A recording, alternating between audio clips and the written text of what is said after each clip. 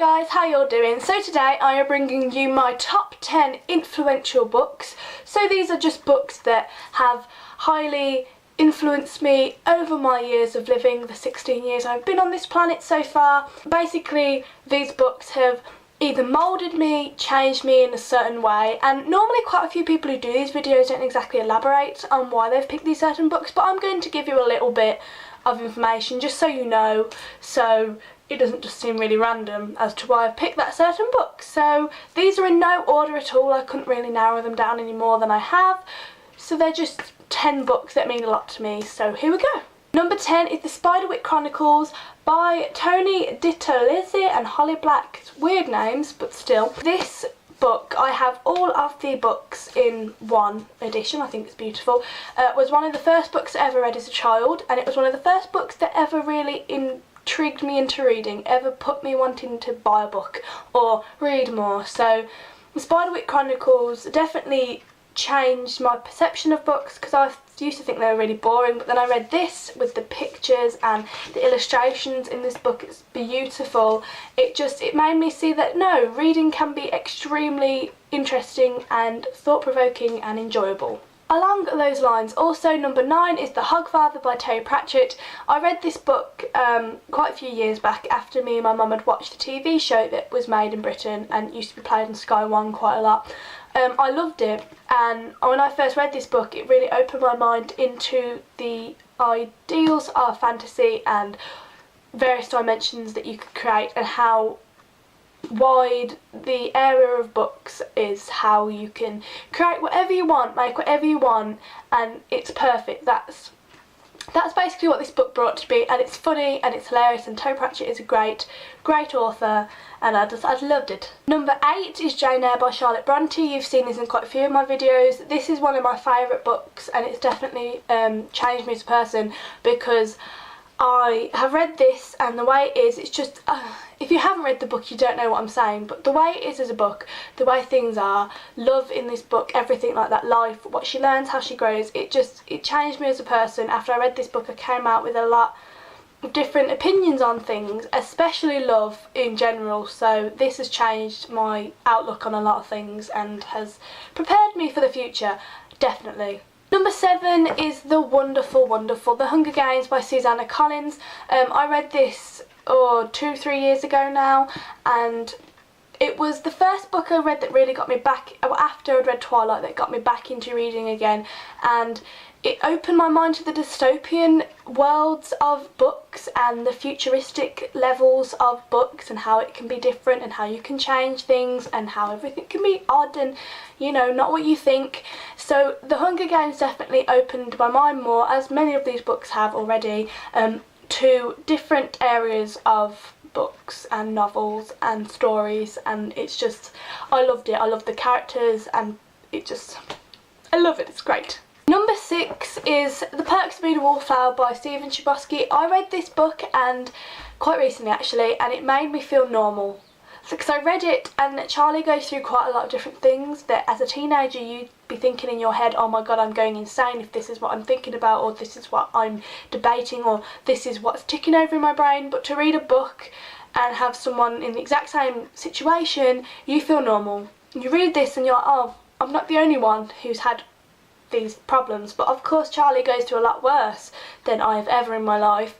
But I think the book, as it is a coming of age novel, it definitely helps you as a person understand who you are as a person, so I just love that book for that reason. Number 5 is the amazing City of Bones by Cassandra Clare. As I keep saying, all these books are amazing. There's dust everywhere. As I keep saying, all these books are amazing to me, and this was this book, right, okay, if I hadn't read this book, I wouldn't have read any of the Infernal Devices, any of the Mortal Instruments. I wouldn't have gone into that world of Shadowhunters, and I adore the world of Shadowhunters. Believe me, I went into my bookshop and pondered over buying this book about 4 or 5 times. I read the first chapter over and over and over again, thinking, do I want to buy it, do I want to buy it? And I'm so happy I did, because Cassandra Clare's writing style is so diverse and different to anything else I've ever read before, so to see this and read this book. Personally, it changed a lot of opinions for me when it comes to how you need to write or how you need to write a book,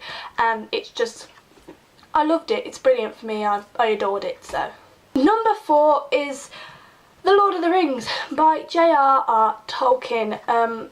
Basically, I read these books a few years ago and I loved them. I think they're probably my favourite fantasy books ever. He is the king. He gave birth to modern fantasy, and I adore him and his writing, and I wish I could have met him. It would have been amazing. He is outstanding. If you haven't read The Lord of the Rings, you need to, because it's brilliant. It's brilliant literature, and it's something that you will read and like carry to your grave. It's just a book that will sit with you forever.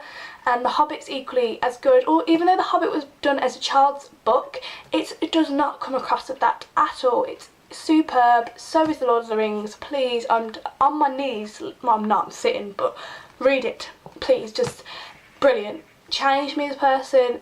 It like awakened a lot of my levels in life. So wow, this is getting deep.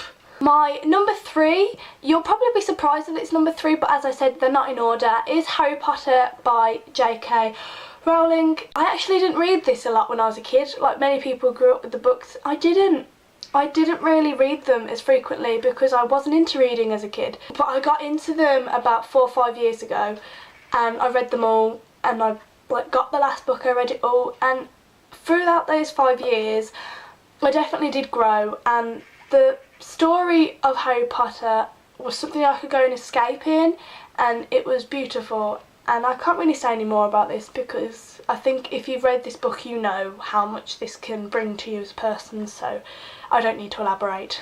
My number 2 is The Host by Stephanie Meyer, because this book, I don't know what it was about this book, but it opened a few doors in my mind in various different things, especially to do with my own abilities as a person and what the world is. I know that this book is primarily based between the love story between Melanie Wanderer, Jared and Ian, but to me it like brought up a lot more in my brain than that. It did bring forward quite a few different things, and I personally adored it. I read it last year, and I can't believe it took me that long to read it, because I knew that Stephanie Meyer had wrote it, but I didn't want to go into another book because I'd just finished Twilight and it's quite raw for me. But if you haven't, read it, because personally it's brilliant. It's nothing like Twilight. It's insanely awesome, and I don't know what to say, guys. My number 1 is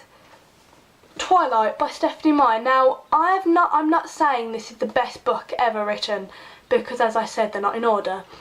But for me, when I read this book, this was the first book that I read that after I'd read it, I actually thought, oh, I could be a writer. I could write books. After I finished the Twilight series, after I'd done these books, I wrote 2 novels of about 400 pages each, and they're still on my computer now. This was the first book that really opened my mind to the thought of being a writer or a novelist or anything like that, because it's been something I've always thought of, but I never thought I'd be as brilliant. When I look at these books, I never thought, oh my god, I'd never be as good as J.R. Tolkien, I'd never be as good as J.K. Rowling, but I don't know what it is. As some people will say, oh, it's because it's not that well written, you think you can do it. No, Stephanie Meyer is a good author, she's brilliant. You read The Host and you know that. This was the first book that made me feel like I could write. And without this book, I wouldn't have found out about City of Bones, I wouldn't have found out about The Hunger Games. Without Twilight, I wouldn't have read these books. So Twilight opened my mind to a lot of other things, and for me, it allowed me to think about the possibilities of taking a career in something I love.